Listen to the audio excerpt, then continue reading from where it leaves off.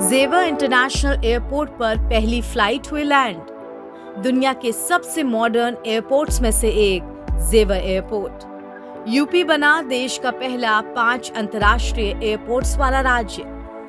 उत्तर प्रदेश के जेवर international airport पर आज पहली बार फ्लाइट की लैंडिंग हो गई। जेवर एयरपोर्ट पर फ्लाइट का लैंड होना उन लोगों के लिए खुशखबरी है जिन्हें हवाई यात्रा करने के लिए दिल्ली एयरपोर्ट जाना पड़ता था। अब से कुछ ही महीनों में नोएडा और आसपास के लोगों को हवाई सफर करने के लिए दिल्ली नहीं जाना पड़ेगा। जेवर एयरपोर्ट से ही लोग देश और विदेश की यात्रा कर सकेंगे।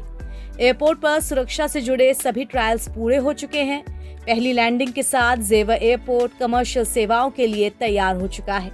नागरिक उड्डयन महानिदेशालय यानी DGCA ने सभी सुरक्षा जांचों के बाद नोएडा इंटरनेशनल एयरपोर्ट पर विमान की पहली लैंडिंग की इजाजत दी थी।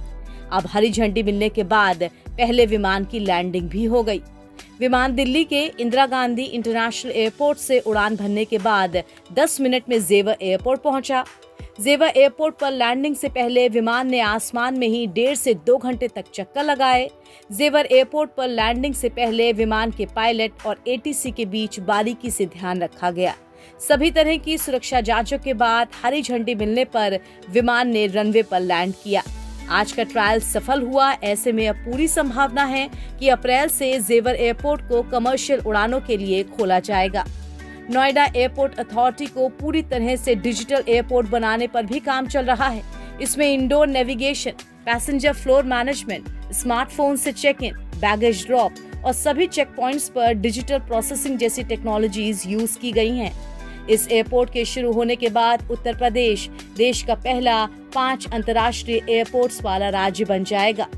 इस एयरपोर्ट का शिलान्यास 3 साल पहले 25 नवंबर 2021 को किया गया था और इसे रिकॉर्ड समय में बनाने का लक्ष्य रखा गया था।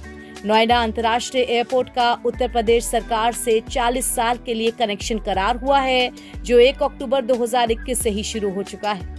नोएडा अंतर्राष्ट्रीय एयरपोर्ट पर भारतीय संस्कृति से जुड़ी कला को दर्शाने का भी भरपूर प्रयास किया जा रहा है, जिससे अंतर्राष्ट्रीय यात्रियों को भारत को जानने और समझने की रुचि बढ़े। आज लैंडिंग करने वाली फ्लाइट में कोई यात्री नहीं था। इस दौरान विमान में सिर्फ चालक दल के सदस्य ही मौजूद थे। जेवर एयरपोर्ट के रनवे को भी काफी खास तरह से बनाया गया है। स्विट्जरलैंड के ज्यूरिख एयरपोर्ट अथॉरिटी के सहयोग से ये बना है। जेवर एयरपोर्ट का रनवे करीब 3.9 किलोमीटर लंबा है। इसे 10 से 20 तक की संख्या दी गई है।